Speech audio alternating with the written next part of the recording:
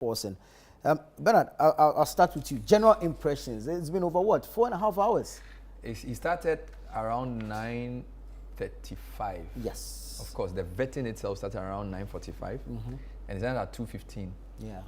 So if you think about it, it's 4.5 hours of vetting. So this is one of the longest vettings of course, of a leader. But for us, we don't really care. Some of the things Parliament says about not vetting leaders, I think it's not necessary. Look, somebody's come to occupy a very high position. Yeah. Whether it's leader or not, you have been put there to vet the person. So this idea that we don't have to vet the leader, it's all very insular. Yeah. And thankfully, the nominee agrees. So he said, look, I've gone through and I'm happy I went through, because finance, look, this economy is the main issue. So 4.5 hours is good. Yeah. We can see the way the committee is forming. The chairman is new in terms of being deputy speaker and therefore chair. Yeah. Some of leadership have been more experienced there, so you could see some of the tension going on. But as a general impression, this was a good session for all of us to see how our democracy works. Yeah. Beyond the legal shenanigans, some very critical questions were asked. I think the nominee was very guided. He didn't overpromise. You know, it's almost like politicians, when they're in opposition, they put on a certain hat. Yeah. When they come into government, they change. So you can tell he's been very glib, very guarded in his answers, which is important because he recognizes that you can say anything in opposition. But once you're a prospective minister of finance, everything you say, it can affect the market. Exactly. So I think generally it was a very good session, helpful. I'm sure we'll go into the details later, but I said generally watching it, it was very good to just see the whole process unfold. Of course, some of the pot shots between Apenyo marking the leadership, you can say it wasn't necessary, but the parliament is forming, so they need to do these things for us to see that they are all working. But all in all, it was a very informative session. So yes, that was it. Right, Sammi, let me come to you. General impression. It was a good session, as Bernard said. It looks like Ato was well prepared for this encounter, because when you look at some of the responses he gave, it looks like, you know, he's done his homework well. At least he served in that ministry before, and a number of things that he raised when he was then minority leader were the same questions that were posed to him, and so he had answers for quite a number of them. And the ones that he did not have an answer to, he says that we should wait when he gets to the ministry, then he can find proper remedy or proper answers to them. So all in all, it was good. Giving opportunity for non-members to be a part and also ask a question was a plus, you know, to this whole appointment committee. Chair, Joseph Osewusu, did not allow that. Friends of the committees will come, but then they will not be allowed to ask questions. But then again, I asked myself that if you allow them to ask just one question, they have follow-up questions.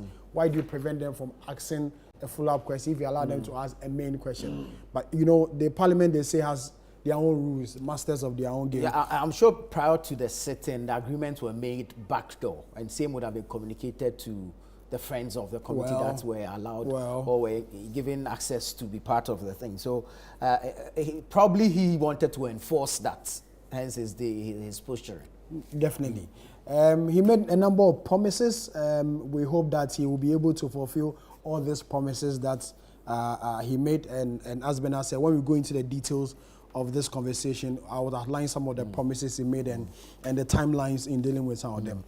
Generally, it was good, but then my personal observation, I feel the chairman of the committee is not allowing first-time MPs to have to have their way, more or less like have their way, you know, express themselves well. I feel he's bullying first-time MPs, and at a point he's even shouting on some of them, which I feel is not the best. You know, he has also been a first-timer before, so let's give first-timers opportunity to also express themselves, because this is their biggest shot, their first shot to prominence. You know, being a member of the appointment committee is big. It's a big deal, you know. So I feel the chairman should allow first-time MPs more room and more opportunity to operate, but guide them, but not to shut them down or, you know, shout on them one way or the other. Well, let's note that most of these first-time MPs were also just visiting the committee and not necessarily members of the committee. And so, I mean, it also plays out in them. But let's look at the quality of questioning that came out today. And Bernard, I'll start off with you. I feel the line of questioning top-notch, and then it touched on pertinent issues regarding the current state of the economy, and it's also sought to bring out what remedies the minister designate had up his sleeve to help revive the economy? 100%. I think that the quality of the committee was good, because as Sammi said, they allowed non-core committee members to join. I'm told the standing orders allows for this. So if you look at the appointments committee itself, some of the people who asked questions were not necessarily members, but I was quite impressed with some of the people who showed that they invited the finance committee, members of the finance committee also to join. Which is why, because for example, Koko Asante, MP for Etiwa West, Foko Cheneboa, MP for Manson Kwanta, Abna Osei-Asare, MP for Etiwa East, Adongo, MP for Bolga Central, and then a few others added a lot of context to the question. So for example, Koko Asante, first question, she's a first timer. And I thought the strategy of getting her to ask some questions around taxes was very good. Of course, I think these are people who understand finance. So she's a former DG, Deputy DG of SNET. And she studied economics before she went into law.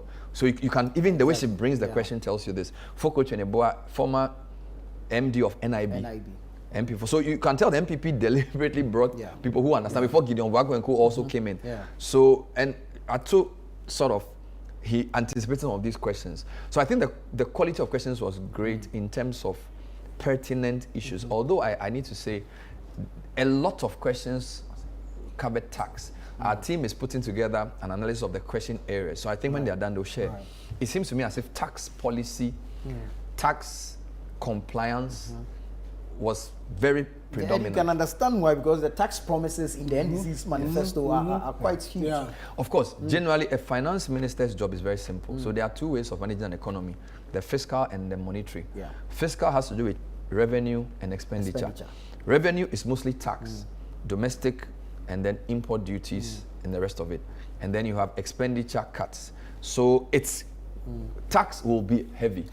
But there are other things that have come up in economic discussion. Investor confidence, remittances, issues around currency management, and all of those. You can tell that the nominee was very careful not to enter the area of the monetary side. So even though the ranking member kept pushing, the minority leader, even at the end, he was like, look, this is fiscal, let me deal with tax.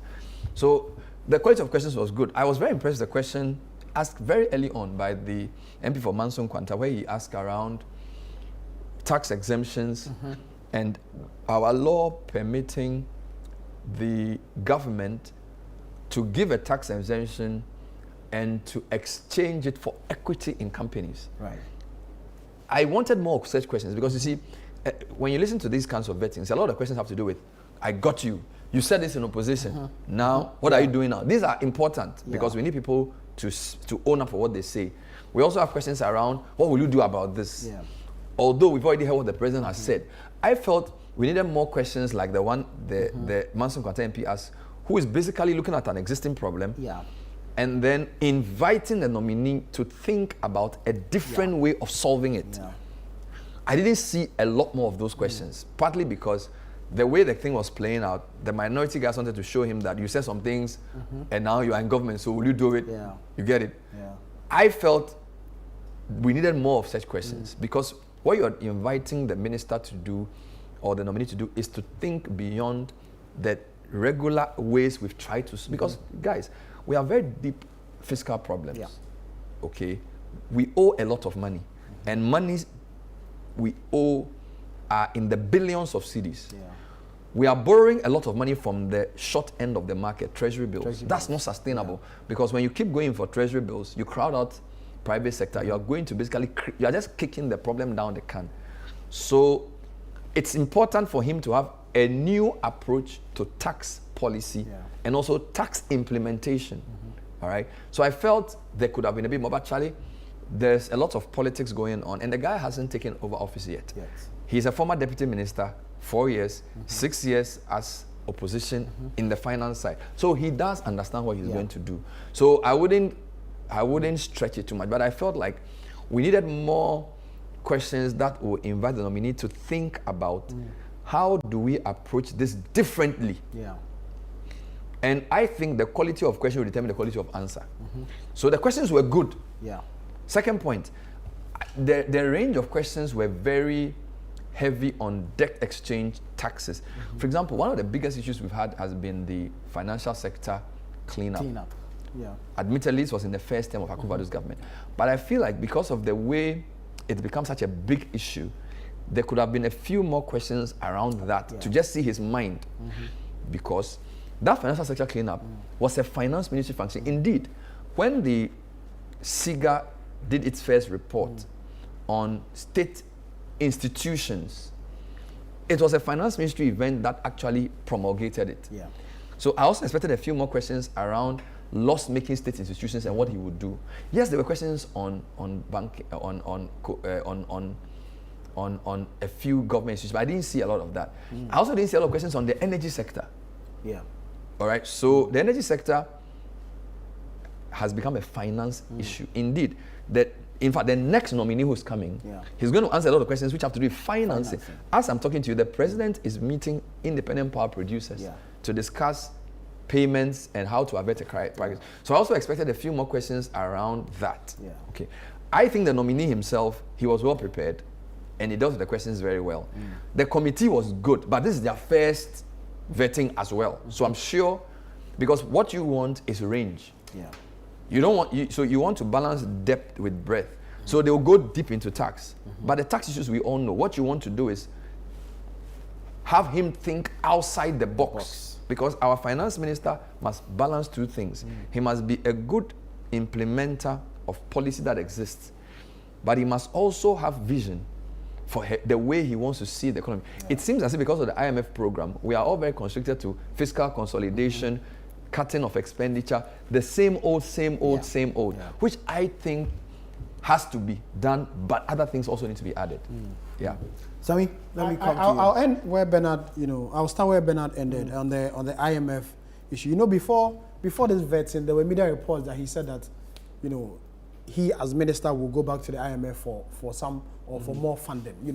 He took opportunity to clarify that particular statement and said that if the need be, he may, or the government may go back to the IMF to seek more support or more assistance. So he did that bit of clarification, which has put a lot of matters to rest. And as Bernard said, we didn't hear a lot of comments on the banking sector and the promise by this administration to give back licenses of banks that were revoked during this same banking sector cleanup. It was a major campaign promise. You understand, or we know how Dr. Papa Kwesi met then candidate John Dramani Mahama before the election. We also know on the number of campaign platforms, Mr. Mahama, has said that he's going to give back these licenses to these banks. I was expecting committee members to ask more questions in that area. How do you give the license back to? Are you just going to do a don't come here and say everybody, come back for your license, or there'll be a specific requirement for you to meet before your license will be given back to you? I was expecting committee members to ask questions in that particular area.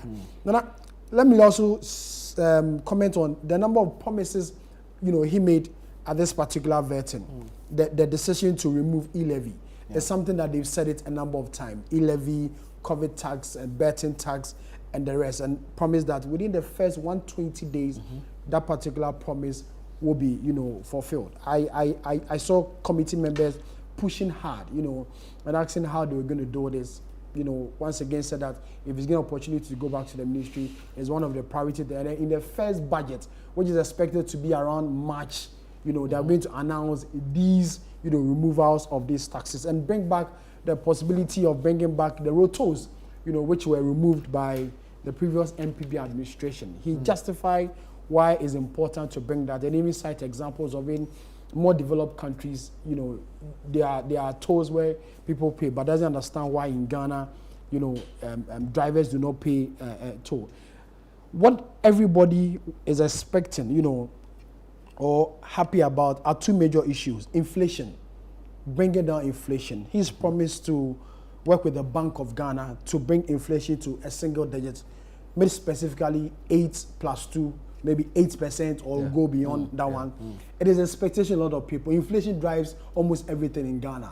Anytime the government statisticians comes on TV to announce the year-on-year inflation, we know the drivers of inflation, food price and the rest. Now he said that he will work with our great ministry to reduce prices of food, thereby reducing inflation. That is what a lot of Ghanaians are expecting. We'll wait to see about that. He also about cedi depreciation. Business community is very worried. They are on the lookout, very, very expectant. Bring the cedi down against the dollar. It was something that was used against the previous government that they didn't do anything about it. As at this morning, I think the cedi to the dollar is around 15 cedis, 14 cedis, 15 cedis. The expectation is that it will come down for the business community, because those who transact large businesses will always need this one to help them in their calculations. So we expect Dr. Forson going into the financial and from the look of things, he will definitely be approved by his colleagues on the floor of Parliament. Another issue which he raised, which needs a little much of discussion, is about the cocoa sector. In the Akufo-Addo administration, cocoa board was moved from the finance ministry to the agric ministry. Is it going to bring it back to the finance ministry, or it will remain at the Ministry of Agric? It's something we'll find out if it's given the nod to do so. And about the pricing, Apenyomaki put to you that the former government, recent increment of a bag to 6,000, Forson said in Parliament that it was woefully inadequate as at that time, and was expecting cocoa farmers to get more than this particular allocation that has been given to them. If it's given the nod, will the figure increase, or it will remain the way it is? Cocoa farmers are watching. They are very expectant in that area, because cocoa is the main driver of Ghana's economy. If you take cocoa out, I'm not sure the Ghanaian economy will survive a day or two. So the expectation is that is this something that they are going to maintain, or it will increase it, or do something different. He also mentioned that cocoa production has gone down. And the government of John Mahama will improve it. Another important thing is free SHS. It has become a dominant discussion before the campaign, in the election, and after the election. People are worried about the sustainability. The NDC government under President Mahama has promised to review it. And in his first public engagement, he mentioned that he's setting up a committee to review the entire educational system in Ghana, from the basic to the tertiary level.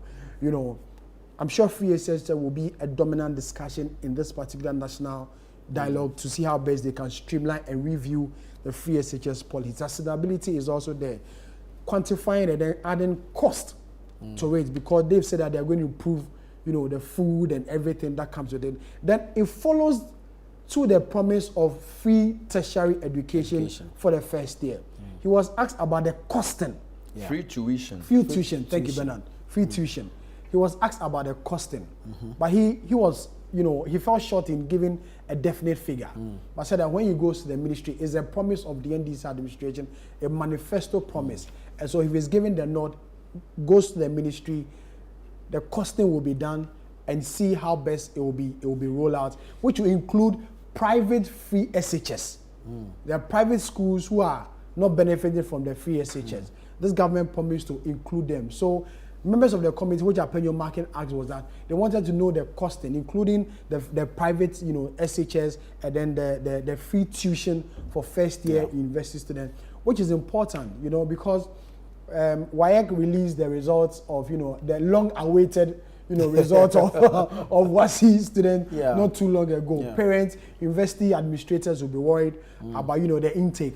Is the government policy going to come on immediately, like the MPP administration did under free SHS? The first year of the administration, free SHS was implemented. Is this same policy going to be implemented this first year, or maybe later years after the cost and the rest? So a lot of people are on the lookout for all these things. Right. I know Bernard touched on the variety a bit, but I mean, just from where Sammi ended, I just want us to go a bit deeper into the variety of questions that came up. Like we rightly said, this is the finance ministry, and the finance ministry has legs in all sectors of our economy and the running of governance in this country. And so, I mean, areas such as the public sector wages and all that were not mentioned. I did not hear a question on that. I don't know if you did. And then, of course, I mean, footing government expenditure itself and all that and what. So I don't know, maybe we can look at the variety a little more. No, you're right. I think, the tone was set for the vetting because of the role the man himself played as formerly chair of the finance committee and the NDC's main arrowhead in their criticism of the MPP in government. So a lot of the MPP questions had to do with things he had said. So whether it's Gideon Boaku's question, Abena Osea Sari, Sammi Oku's question, a lot of these questions were around, look, you said this whilst you were in opposition, do you still think so? Do you mean this? So I can say a lot of that affected the variety. Okay. If he was an outsider coming in, he probably would have been asked the same questions, but would have said, comment on what somebody else said. So you notice that a lot of questions were about you, and most of the things he said had to do with taxes, so betting tax, the e-levy, and then all the issues around how you can raise revenue for your promises. So that doesn't give you a lot of range, but you're right. Look, there's so many issues. For example, one of the big issues in financing has been the capping of earmarked funds. So Get Fund, NHIS, DACF have been capped by this government. Of course, with the acquiescence of the parliament, of which these guys were opposition at the time.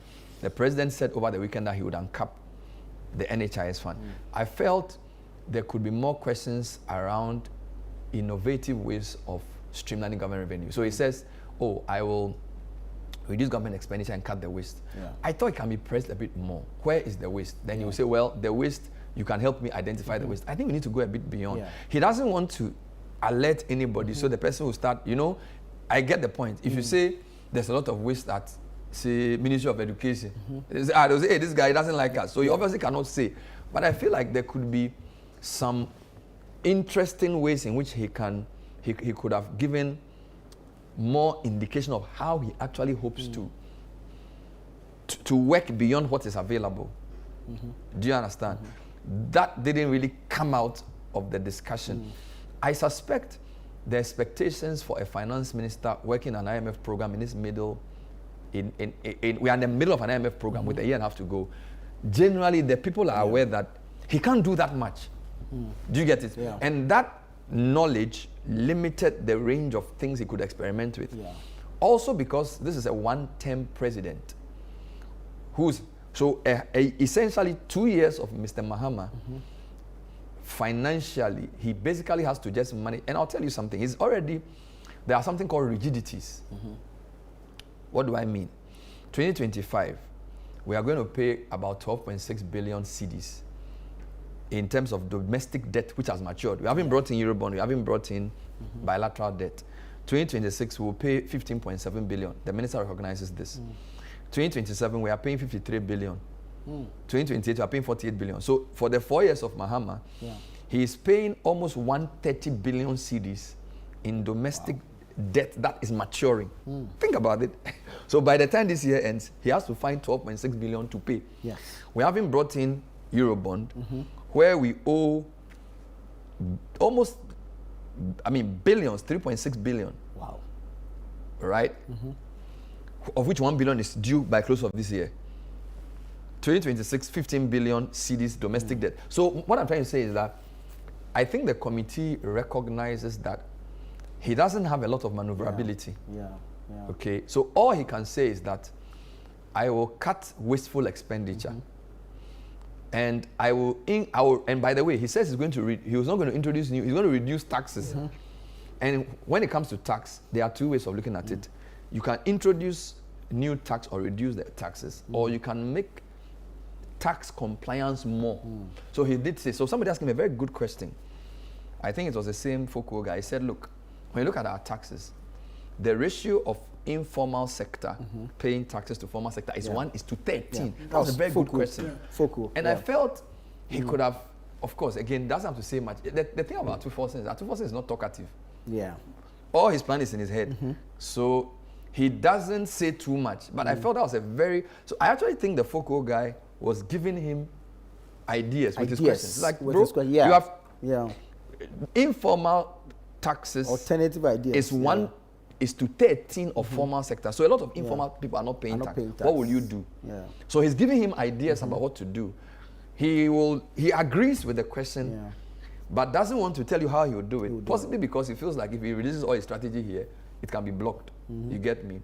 So I feel like this is going to be a very difficult tenure for a finance minister, which is why he's trying to temper expectations. Yeah. All right. Yeah. We'll work within the IMF program. We may ask for more money. He said something very important, that we will. Confidence is what we need. So it's not about how. There isn't a lot to do within the fiscal side. Yeah. I think there were questions around export proceeds that didn't come in because he didn't really accept the question around the FX. But because I think there are some very important things that need to be done on the currency depreciation side. But he cleverly said because it's a BOG function. Okay, I don't really agree with that in full because we've also said on air before that if your currency is depreciating, there are two possible reasons. Currency management, yes, is a function of the governor, but some of your instability is from the cost side for both inflation and because you import a lot. Now, importation is not necessarily just a function of BOG. There are incentives to these things. If you incentivize domestic private sector and they can produce competitively, you don't need to import that much. So there's a fiscal role that the depreciation has to deal with. Yeah. But I suspect maybe they don't know who the governor will be and they don't want to give a signal that will make the market worried. Final thing I'll say, on the issue of how he's going to finance our budget, he spoke about how the deficit has to be reduced and what we want to do or what he wants to do, he says he will refinance because of the question about will you go back to the market. Very important question that was asked because if you're not going to increase taxes and you are going to cut expenditure, there's still lots of things to say you will do. Yeah. How are you going to do that? So he spoke about refinancing. Now, refinancing is a technical term, basically mean we'll go and borrow again. What does that mean?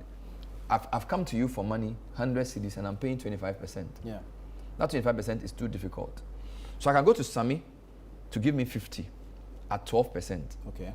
And go to Chikata for another 50 at 12%. That is refinancing. And I'll use that to pay you, but because the interest on yours is higher than the interest on Sammi's own. So his idea is good. Now, what will make Sammi and Chikata give me a better term? There's a new government, there's goodwill. They understand. So he doesn't want to say anything that will jinx that, which is why he keeps being very careful. Because if Sammi and Chikata will give me 50-50 at 12.5, then the 100 I owe you at 50. Because I'm owing only 12.5, I can give you the 100, and then that's the principal. Then the 12.5 that I owe Sammi is better than the 50 I owe you. You owe me. Yeah. Do you follow it? Yeah. That's what it means by refinancing. Oh, okay. So it gives a clue that they are trying. So expect that this government will go back to the market when things stabilize, but hopefully for better terms. That's what he was trying to say to the. But then he mentioned that they're looking to put a cap on borrowing. Yes. So what he's saying is that if we will borrow, we will only borrow at a better term. Okay. That's what I mean by refinancing. So if you owe, so this is what it is. I owe you 100 cedis. There are two ways of dealing with that. I can have a capital buffer, which is basically putting something in place so that when I'm desperate, because the market is not lending to me, I can liquidate that capital and use it to pay you. Okay. But his point is that this government didn't leave enough capital buffers. So we will have to refinance. And refinancing basically means looking for cheaper sources of debt to pay for more expensive sources of debt. So the question about reducing our debt stock is more about the quality of the credit you get, which is why the current system of going to T-bills is not sustainable. Yeah. Because if you do T-bills for a long time, you crowd out private sector, okay? And the short end of the market changes your yield curve. So what I'm trying to say is that he seems to know what he wants to do, and the committee knew the limitations he had, and therefore they didn't expand the vetting to include too many things. Yeah. Because they know that he can't really do much in the IMF program until we are out of it, which is why they were, in my view, which is why they were limited in the range of questions they asked. Yeah. Yes. So on some of the things that Dr. Cassiel Forson said, prior to this, there were concerns that President Mahama had promised so many things, yet he's promised to scrap the e-levy, the emissions tax, the COVID tax, the betting tax, and all that. But today, listening to Cassiel Forson, take the betting tax, for instance.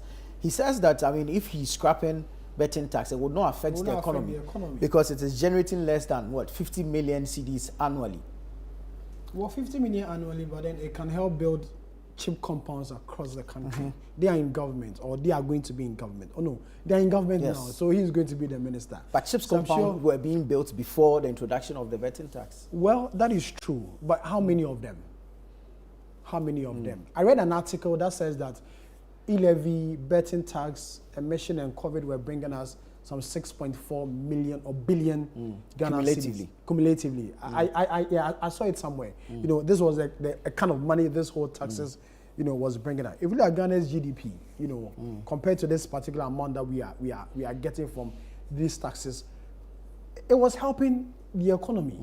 And so, taking a drastic decision because it was a political promise, it was a campaign promise to do away with this large sum of money out of the economy when there's no other ways of raising revenue. Because as of now, in an IMF program, going to the market to go and borrow, there'll be difficulty because of the current IMF arrangement. Secondly, the tax compliance, he mentioned that, you know, there are not going to be new taxes, but then there are going to be tax compliance. We've had successive governments mention tax compliance, always, and broaden the tax net. But how wide is the net, you know, how many people are how do I put it? How many people is the net covering? You know, there's always the idea that we'll broaden the tax there, we'll bring the informal economy, you know, to be paying taxes, and but then year in, year out, we still hear the Ghana Revenue Authority saying that still we are not able to cover those people in the informal sector. I don't know the kind of plan or policy or program that Dr. Forson is going to introduce to capture the people who matter the most, the choba seller, the coconut seller, the buffalo seller. You know, all these people need to pay taxes to add up to the formal taxes that we are taking from ordinary Ghanaian. And I feel it is important we look at all these things. And in the area of, you know, I mentioned that the IMF program, you know, there's no more, you can't borrow, and that's why the more reason why he's saying that government is going to reduce borrowing because of the IMF program and like just widen the tax net. We hope, pray, and expect that the net will be widened enough to cover all the people who must pay taxes in this country, because the number of promises that you've made to, you know, Ghanaians, education, free tuition, and the rest for first-year students, letting private schools benefit from free SH. You need money. The more reason why Mr. Mahama said that Ghana needs a dedicated funding to cover free SHS and other auxiliary educational, you know, sectors. Where are we going to get this money from? Already Ghana is not doing well in the international market. When we show our face to borrow, no one will give us, no one will give us, you know, any money. So I feel they should, you know, move cautiously in their bid to fulfill these campaign promises, because it will come back to hurt us. I remember when Ghana was going to IMF, we had Kenneth Friata. Ghana is a sovereign country, we will not go to the IMF, you know, we can raise taxes, we can do this. The next month, we saw a letter by Mr. President Akufo-Addo writing to the IMF for, you know, for support. So I feel politicians should be a bit cautious when it comes to, you know, their promises. Yeah, you made a campaign promise to do away with these taxes, but you do a KPI, you know, are these taxes helping us? Are they bringing the needed revenue? Are we using this revenue to do what we are expected to do? So I feel that Mr. Mahama should, or Forson should, you know, tread cautiously in their bid to scrap these taxes in their first budget. In their first budget. Yeah. I feel they should let a year pass, sit and look at, you know, the revenue very well. And if they realize that they can do without it, then they can. But rushing it in the first day because it's a campaign promise, I think they should be careful. They should be careful, honestly. They should be careful. Yeah, he says he wants to be remembered for reducing prices and stabilizing the economy. Yeah. Considering all the factors in the economy now, how much of a task will this be for? It sounds easy, but it's actually serious because you know, they say it's when a snake dies that you see a full size. You notice that when he was invited by Abena Asari, the former Minister of State, to comment on the state of the economy, he was very cautious because he says he would have to get in there to see the full scale of the problem. And also wait for the year to end. Yes. I suspect that he feels the economy may actually be in a worse position than is being put out by its predecessor, which is why stable prices and basically having stability of the economy. So generally, when an economy goes through stages. So for example, you can say from July 2022, the economy was in a free fall. Exchange rate was going through the roof. Inflation was about 50%. Growth rate was very constricted. So the economy was in a decline. Yeah. When you decline, you come to a trough.